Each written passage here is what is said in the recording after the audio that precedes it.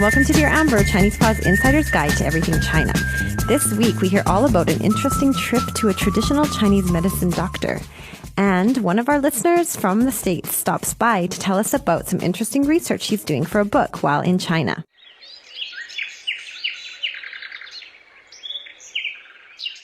This question comes from Christine. Christine asks, Dear Amber, what is a visit to a traditional Chinese medicine doctor like in China? And this question, well, I've been to one doctor myself, but I have a friend, Rebecca, who's back. Hi, Rebecca. Hello. And she's also been. Now, personally, I've been to an acupuncturist. How about you, Rebecca? What kind of Chinese doctor did you see? I went to one specializing in women's problems. Oh, yes. And our friend Rebecca is so bold and kind to come and share her experience. It was hilarious. Okay, so Rebecca, tell us, maybe, you don't have to tell us what your problem was, but how was it going to the doctor? Like, did you feel comfortable? Was it... I definitely felt comfortable. A couple of things to know. You have to wait forever. Like in these traditional, Chinese hospitals, it's not like you make an appointment. You just get there and line up, and when your number's called. So it's sort of like a hospital, a Chinese medicine hospital. Yeah, it was a very small hospital. Okay. Yeah. And how did you find it? One of my Chinese friends recommended it to me. So it's always good to get a recommendation, I think, because otherwise maybe you won't know who the heck you're going to. Yeah, exactly. Okay, so you get there, and what was it like? You line up. Were you the only Westerner there? I was the only Westerner, so I was quite eager to start trying to share my problem with the doctor because I knew what would happen. Everybody's ears would be on me. When I got there, there's a room where the doctor was sitting in. Mm-hmm. So I know that in the West, we sort of have this sense of privacy thing. Yes. Okay. So I look in the room, I'm like, this cannot be the doctor's room. So what do you mean? Like the doctor is with the patient? Is there a separate room or what? Okay, there's no separate room. There was this little old lady, very, very cute. She looked almost like a cliched Chinese doctor, actually. Yeah. She had little round spectacles, and one of them was split in half when it was all taped up. And the thing is, she was in this very, very small room, sitting at a wooden desk, but in the room with her were about 30 women, at least 30 women waiting around. So when it was the patient's turn, you would just come and pull up the closest seat next to her desk or next to her. Yeah. There'd be people leaning all over the desk around her, hanging around the background, and everybody was like, I could hear people, sharing their problem. Most of it was in Shanghai Hua, so I couldn't understand it. But I could tell, the patient was sharing the problem with the doctor. We often have people tell us things like, I gave learning Mandarin a shot, but then I realized I really don't have enough time to commit to it. Folks who felt this way love Chinese Pod Recap. In as little as 90 seconds a day, you can refresh what you've learned so far while adding a bit of what's new to your daily learning. An innovative language learning tool to fit the busy, fast-paced lifestyle of today's professionals. Everybody was laughing and cackling. About the problem? About the problem. It was and these so are all open. Patients? Or? All patients. Oh, they're not like interns or something. No, they're all patients. It was hilarious. Oh, that's so great. So when it came around to your turn, how was it? Could you communicate? Did the doctor speak English or? Okay, my extent of medical terminology in Chinese goes as far as Dabian or something like that, so I had no idea. Which means, for those who don't know, it means number 2. Yeah, exactly. Which is always a question that will probably come up when you end up at the doctor. Exactly. So good to learn. You learned it here on Dear Amber. Okay, so maybe the other one is Xiaobian, right? Yeah, which is number 1, right? Yeah, so if you know those two, you're set. Okay, so. Sort of. So I'm thinking, okay, what to do, because I sort of didn't expect that she wouldn't speak any English at all, and I didn't know how to sort of explain, women's related problems to her. So, yeah, you can point, but Sure. So I ended up calling my friend, and I told her what was wrong with me, and then this doctor takes my mobile phone and does this 3-way consultation, and in the meantime, as the doctor's listening to the conversation, from my friend telling what's the problem, everybody had gone quite unusually quiet. And then it got to this point, she was asking me, how long I'd been experiencing a certain discomfort for.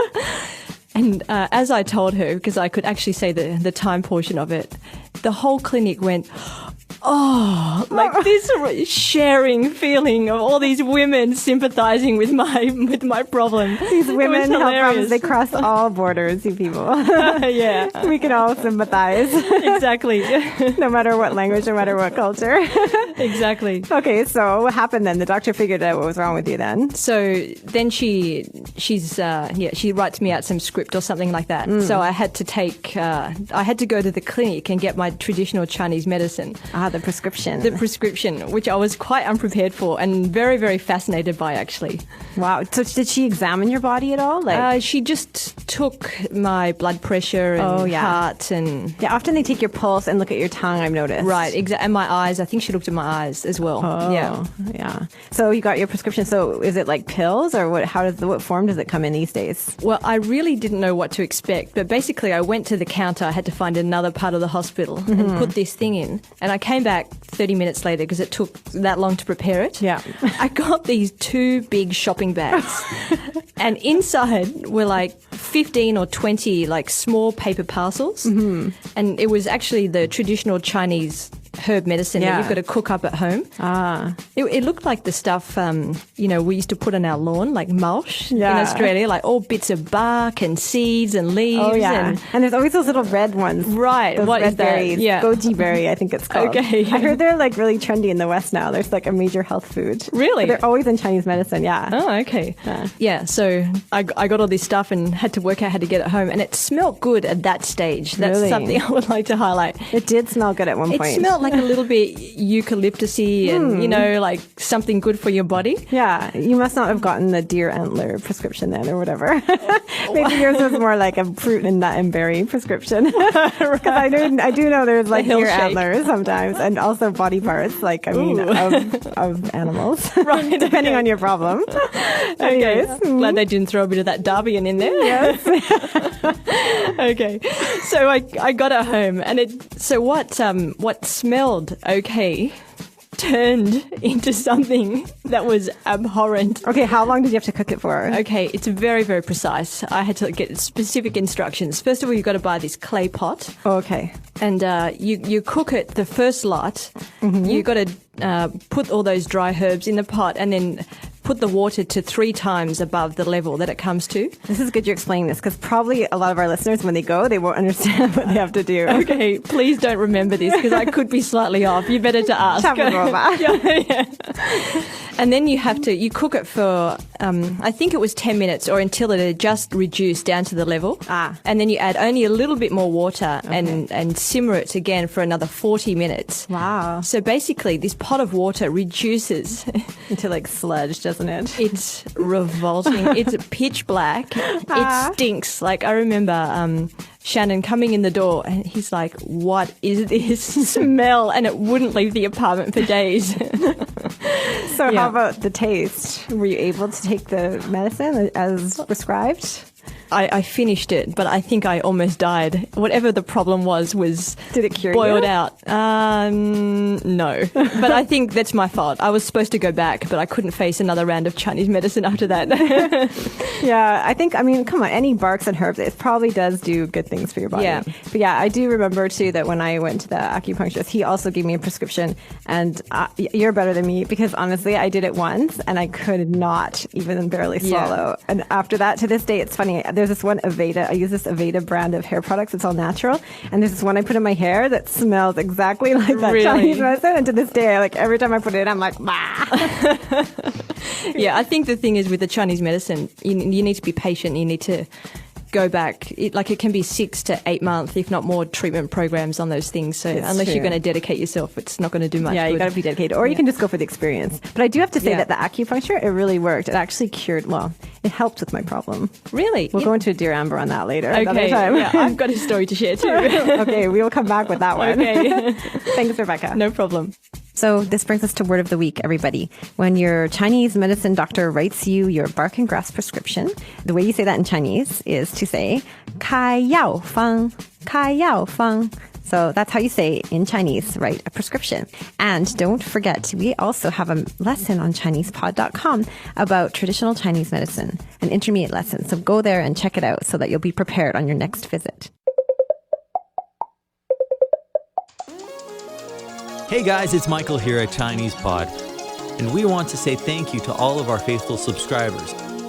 If you're not registered yet, head over to ChinesePod.com now and get 20% off. We got promo codes, save your money. Promo code, learn Chinese. Register now at ChinesePod.com. Use promo code GET20 at checkout to get 20% off your first year. Today on Dear Amber, we have a very special guest who came all the way from Austin, Texas. Wow, it's like 9 out of 10 people that come visit us. They're from Austin, Texas. It's like Clay's influence, the Texas magnet. So Professor Orlando Kelm from the University of Texas, right? University of Texas at Austin. Yeah, so Hook 'em horns. What are you doing in China? Well, I am here interviewing Chinese executives for a book we're writing in the business school. So cool. So I heard from you earlier that you said all of your Chinese is learned on Chinese Pod. Is it true? I am a result of everything that Chinese Pod does. I'm a poster boy. You could become our poster boy, yeah. Maybe you could be like a clone, like we produce a Chinese Pod clone and that could be you. I don't know if you've ever had a university professor be a poster boy for Chinese Pod I know, before. We're so honored. Okay, so you've come here, you've learned all your Chinese that you've learned on Chinese Pod, and you're doing interviews with people in Chinese? The interviews are actually in English, but I do all the social hi, how you doing sort of stuff first in Chinese as much as I can. And so I'm sure that totally helps to sort of like warm up the interviewee, right? you know, they totally don't expect it. Yeah. And it's interesting. You'd have to say 2 words in Chinese and they go, oh, you're wonderful. Like, I know, I only love said that. 2 words. I know, I love that. And then later, after you've been here like 2 years, you're like, what was I even saying then? And they were saying it was wonderful. Yeah, but that's the good thing is that Chinese people are so encouraging. You know, the other day you gave that lesson on when people ask, where are you from? And how many different ways you can do that. Yeah. Oh, man, I've been hit with that. If they would just say, ni shun, na li zhen, I'd be fine. But no, they have these like 5 different ways to say this. And it's so true. I feel bad, but I don't understand that simple question. Yeah, but you can see how in a week here you can learn like so much, right? You can use everything you've learned. Okay, so you've written a book before about Brazilians working with Americans. And I understand that that's something to do with what the book that you're writing now is about. Yeah, you know, last year we went and did interviews in Brazil, which is my main area. And we interviewed Brazilian executives to see what's it like working with Americans. From a Brazilian perspective, what happens when you know you're going to work with a North American. Wow. After we wrote the book, we said, we ought to try this from a Chinese perspective. Yeah, so how did you get from Brazil to China? You know, I've done Spanish and Portuguese for so many years. I do a little bit of Italian, a little bit of Romance languages. I got tired of Romance languages, so I said, let me try some Chinese for a while. Yes, Chinese, I think, is not known as the language of romance. I just think it's good for a language teacher to have to learn a new language every so often so they can remember what it's like to suffer a little bit. Yes, it's good to spice it up a little. How did you find the interviewees? First of all, who are you interviewing? These are executives that work with the North Americans. It's one of these, you know, somebody who knows somebody who knows somebody, and they'll have a friend. Oh, I have a friend in Shanghai. You can go see him while you're there. And sure enough, I got almost 20, 30 interviews lined up in this week that I've been here. Wow, and that must be so interesting to meet all those people.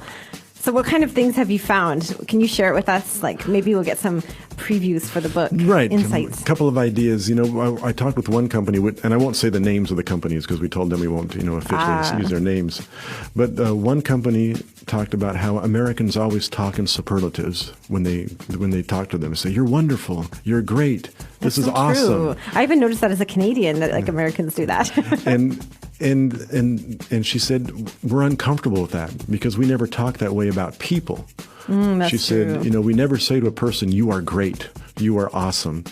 And she said, what we do instead is I will take them out to eat. I will buy them their dinner for them. Yes. Or if I go on a trip, I'll bring a gift back for them. But I never actually say the words, you are great. So it's like they kind of show that they think you're great through actions, not through words. And so what happens culturally is they don't know what to do when somebody says to them, you are great, you are wonderful. It's true because Chinese people feel very uncomfortable with that. Like they could never just agree or even say thank you, right? They always have to sort of... Yeah, so basically what happens with compliments, if you say to an American, that's a very nice shirt you are wearing, they will say, thank you very much. My mother bought it for me.